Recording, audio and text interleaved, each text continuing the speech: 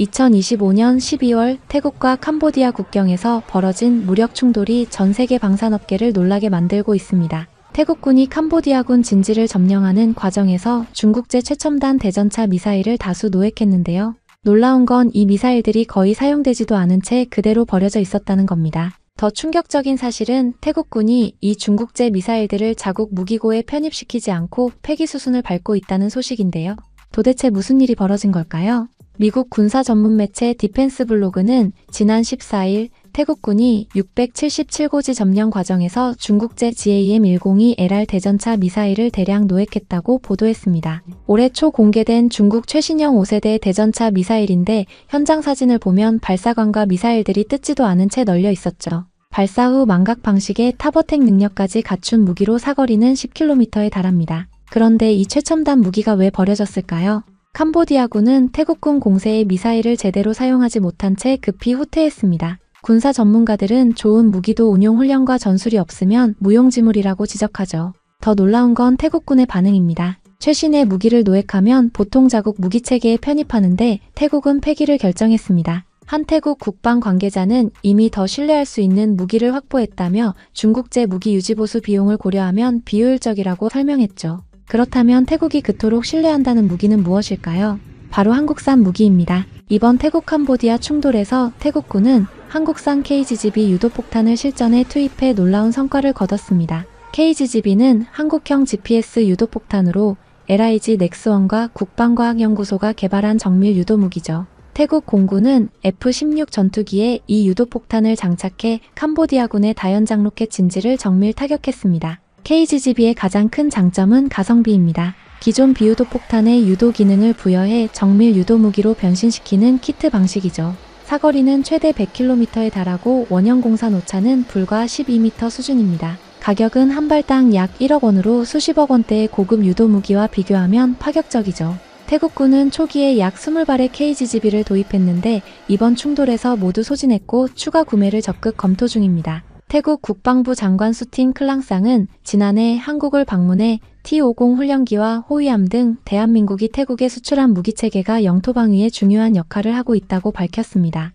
특히 태국은 한국의 천궁2, 현궁, 신궁 등 유도 무기체계 도입을 적극 검토하고 있는 것으로 알려졌죠. 현궁은 한국이 독자 개발한 보병용 중거리 대전차 유도 미사일입니다. 2007년부터 개발을 시작해 2015년 완성됐고 2017년부터 실전 배치됐죠. 사거리는 2.53km이고 균질압 연강판 기준 900mm 관통력을 자랑합니다. 무게는 미사일과 발사관 포함 13kg으로 22kg이나 나가는 미국의 제블린에 비해 훨씬 가볍죠.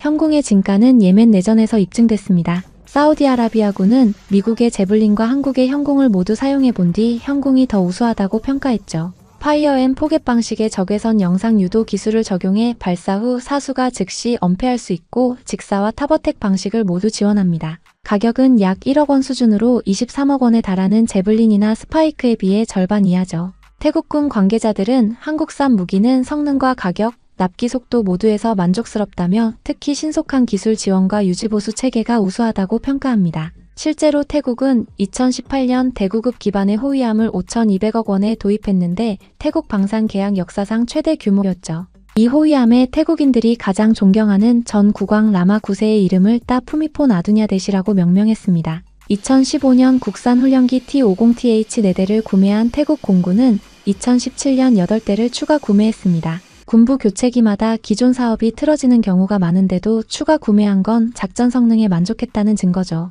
이런 신뢰가 쌓이면서 태국은 2019년 한국과 군사정보보호협정을 체결했습니다. 아세안 지역에서 한국과 지소미아를 체결한 나라는 태국과 필리핀뿐이죠. 반면 중국제 무기에 대한 태국의 신뢰는 추락했습니다. 과거 중국산 잠수함 도입이 독일 엔진 공급 차질로 무산되며 핵심 부품 공급망 문제가 드러났죠.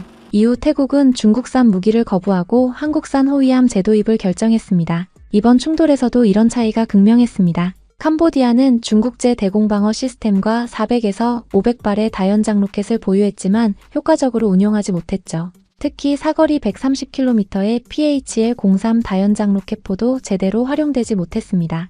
한방산업계 관계자는 중국은 무기를 팔 때 가격 경쟁력과 빠른 납품을 내세우지만 실제 전장에서의 성능과 신뢰성은 별개라며 특히 운용 교육과 유지보수 지원 체계가 부실해 문제가 많다고 지적합니다. 실제로 캄보디아군이 노획당한 GAM-102LR은 중국군에는 배치되지 않은 수출 전용 모델이죠. 중국 내부에서도 여러 방산업체가 경쟁하다 탈락한 업체들이 정부 지원으로 수출 시장에 나서는 구조입니다. 군사 전문가들은 캄보디아가 중국제 최신 대전차 미사일을 대량 보유하고 있다는 사실은 이번 태국 캄보디아 분쟁의 배후에 중국이 있음을 보여준다고 분석합니다. 뉴욕타임스는 태국 정보당국 관계자의 말을 인용해 지난 6월부터 중국의 Y-20 군용 수송기가 6번 정도 캄보디아 시아누크비를 오갔는데 이때 다연장 로켓과 포탄 등이 적재됐다고 보도했죠. 중국의 무기 지원 전략은 명확합니다. 가격 경쟁력과 빠른 납품을 무기로 개발도상국 시장을 공략하는 거죠. GAM-102LR의 경우 한 발에 11만 2천 달러로 약 1억 6천만 원 수준입니다.